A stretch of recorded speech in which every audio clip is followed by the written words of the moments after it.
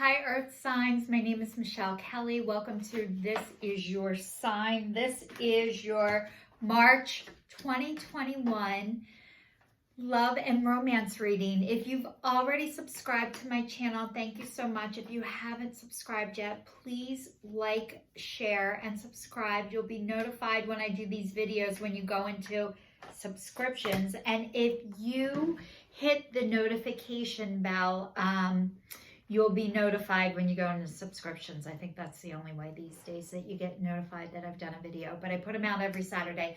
So happy birthday, Taurus and Virgo and Capricorn. This is your May 2021 love and romance reading.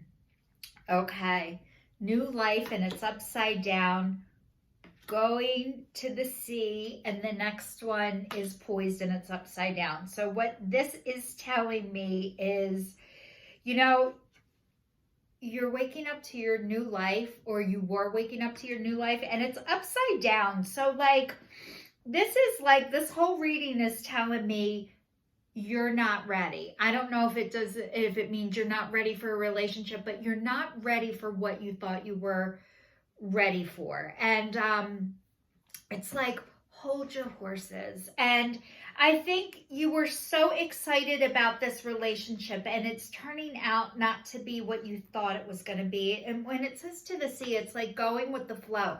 But usually you don't just go with the flow.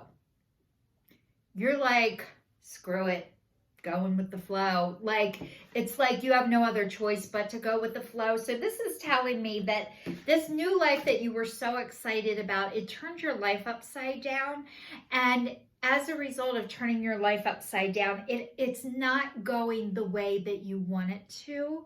So you've decided just to go with it, then fight against it, which is great. But it's saying, not yet. This isn't right, for whatever reason. And we're going to dive deeper and figure out why. But you guys, relationships are learning experiences, and every single relationship is an opportunity to learn something about yourself. And a lot of times it's here to teach us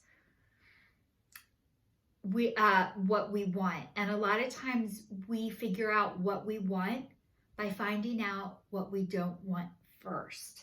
So when new life is upside down, it says you must acknowledge your inexperience and gently allow yourself to be like a delicate new bud opening. It's okay, you may not know something. You're at the beginning of things and haven't yet hit your stride. Be immersed in the newness of it all and don't try to rush the learning process. New life has its own timetable for maturity. Be here now, life loves you.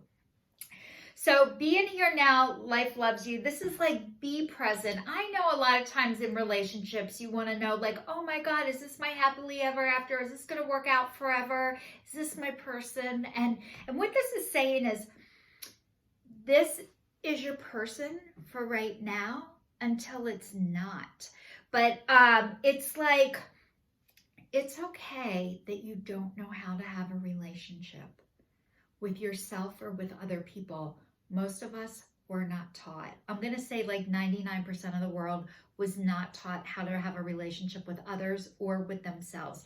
And it really starts with knowing yourself and knowing what you want. And it's very hard to know yourself and know what you want until you don't know what you want. And that's how you learn how to know yourself. So this person is helping you in that process. Now it says to the sea, and you're like going with the flow. So you guys are not go with the flow kind of people, earth signs. You're like, I make the flow.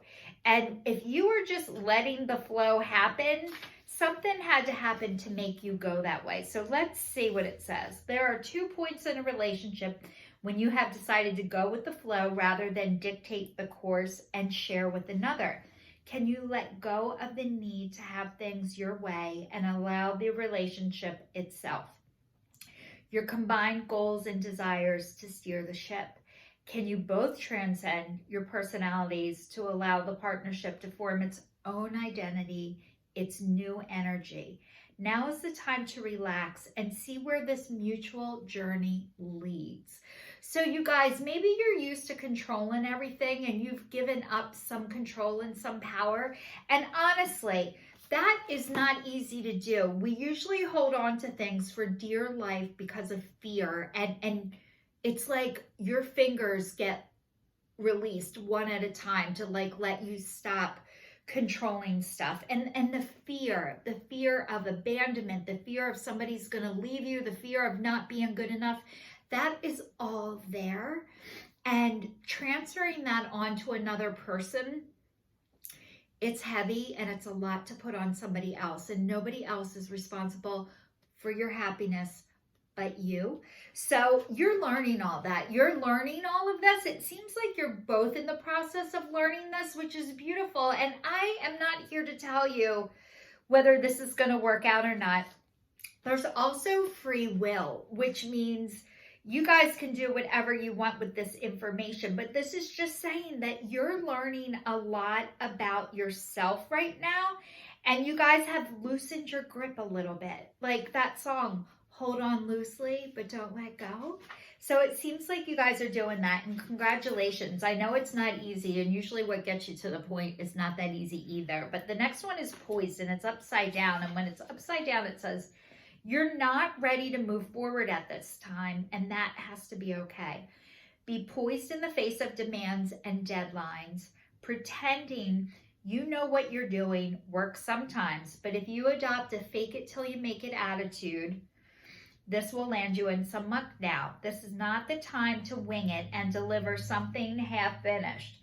It's okay to postpone things until you're ready. It's better to disappoint others now than wish you had later. So this is saying, you guys, to be where you are, this is not like, hey, let's get married tomorrow. For whatever reason, this relationship hasn't been able to move forward right now, and that is a sign that you're meant to be where you are. So maybe you're used to rushing things and hurrying things along, and this is like slowing it down, backing it up. The next one says engagement ring. Engagement, partnership, commitment, eternity, completion, union. So either you're getting engaged to this person or you were engaged to this person. Okay, let's see. Your cards always drop. Okay. It says engagement ring.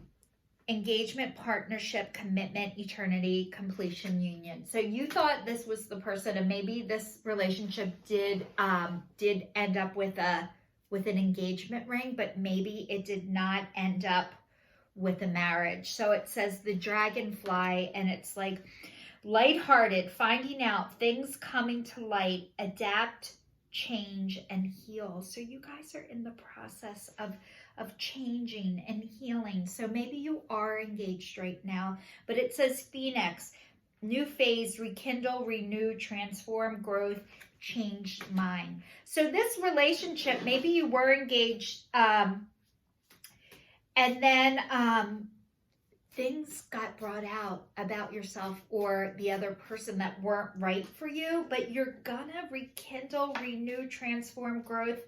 You're changing your mind, or the person is changing their mind. So if you have unfinished business, maybe this person is coming back if they were gone. But it's, like I said, it is all free will. So relationships, nobody's good at it.